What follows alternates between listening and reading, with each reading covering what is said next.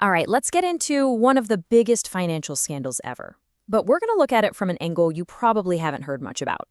We're not just talking about Bernie Madoff, the man behind the fraud. We're talking about the massive institution that, for decades, held the keys to his entire kingdom. $65 billion. Just try to wrap your head around that number for a second. That was the estimated size of Bernie Madoff's unbelievable Ponzi scheme. To this day, it's the largest financial fraud ever pulled off by a single person in U.S. history. It's an amount of money that's hard to even imagine, all just gone.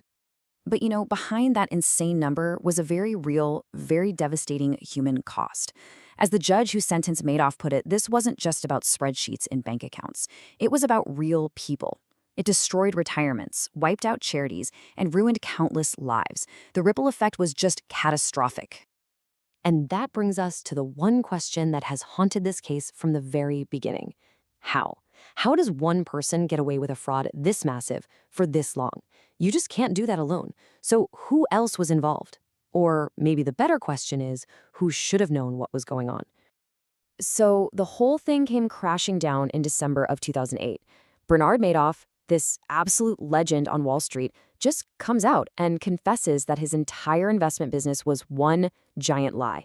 The implosion was instant, and it sent shockwaves across the entire financial world, which was, already in crisis mode. As investigators started peeling back the layers of this thing, they found one common thread.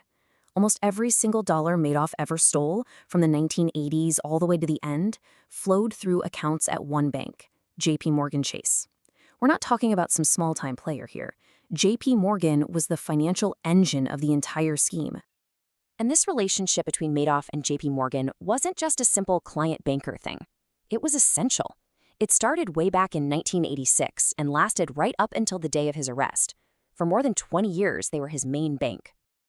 The amount of money flowing through Madoff's main account is just mind-boggling. Over $150 billion moved in and out of that one account. But here's the absolute kicker. Investigators discovered that none, not a single cent, of that money was ever actually used to buy the stocks and bonds Madoff claimed he was buying. It was just a giant slush fund, paying old investors with new investors' money. And this is where the law becomes so important. You see, there's something called the Bank Secrecy Act. It's not optional, it's a legal duty. It forces banks to be the first line of defense against financial crime. If they see something that looks suspicious, they are required by law to report it. They're supposed to be the gatekeepers. Now, the case against JPMorgan wasn't about one tiny mistake or a single missed email. No, it was about a long, long trail of red flags. Warnings that went back years, which the bank either completely missed or, even worse, chose to ignore. Just look at this timeline from the official investigation. It's pretty damning. The warnings started popping up way back in the mid-90s. Then, in 1998, one of the bank's own people said Madoff's returns were possibly too good to be true. Then you jump ahead to 2007, and you have a senior banker putting it in an email that Madoff's whole operation is speculated to be part of a Ponzi scheme. The alarms were going off inside the bank for years. So we're not talking about subtle clues here. These were giant, waving red flags. The returns were impossibly consistent, which just doesn't happen in the real market. Madoff was super secretive about how he did it. He used a tiny, totally unknown accounting firm. And get this, one internal memo even talked about an apparent fear of Madoff inside the bank. Like people were afraid to challenge this huge client. It's a textbook case of willful blindness. And this quote right here, it just shows you how high up this knowledge went. This wasn't some junior analyst in a cubicle. This was a senior banker putting in writing that their client was widely suspected of running a Ponzi scheme. And that was a year and a half before the whole thing blew up. Okay, so this is where the story really pivots. It's no longer about what the bank knew. It's about what the bank did with that knowledge. And the evidence points to one conclusion. When the pressure was on, they moved to protect themselves, not anyone else.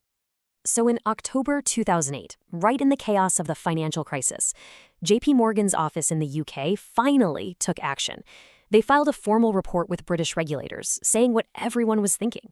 Madoff's returns look fraudulent because they appear too good to be true. But here's the absolutely stunning contrast. They warned the authorities in the UK. But back in the United States, Where the fraud was based, where the accounts were, and where their primary legal duty was? Nothing. Complete silence. They didn't file a single report with American authorities until after Madoff was already under arrest. So what was happening during that period of silence in the U.S.? Well, the bank was busy getting its own money out. In those final months, right before the collapse, JPMorgan pulled $275 million of its own money from funds connected to Madoff. They saw the writing on the wall. And you don't have to take my word for it. This quote from the head of the Financial Crimes Enforcement Network, or FinCEN, just lays it all out. When the bank's own money was on the line, they acted fast. But if they had just shown that same level of concern for their legal duties, they could have prevented thousands of victims from losing everything. Well, eventually, the chickens came home to roost. The failure to act led to a day of reckoning for JPMorgan Chase, and the penalties were some of the biggest the financial world had ever seen. The final bill came to over $2 billion. That included a forfeiture of $1.7 billion, the largest of its kind ever paid by a bank, with the commitment that every single penny would go directly to a fund for Madoff's victims. So you might be wondering, how does a bank get charged with 2 felonies but not actually get convicted? It's through something called a deferred prosecution agreement. Basically, the bank was formally charged, they had to publicly admit to all the facts, pay that massive penalty, and completely overhaul their compliance systems. If they kept their nose clean for 2 years, the government would drop the charges.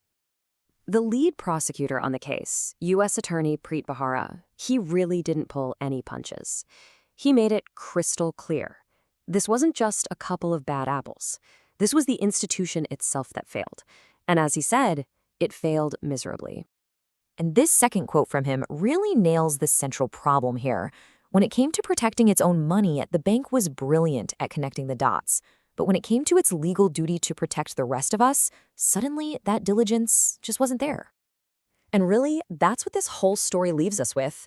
It's a huge question that goes way beyond this one case. In this incredibly high-stakes world of finance, what is a bank's real job? Is it just to make as much money as possible?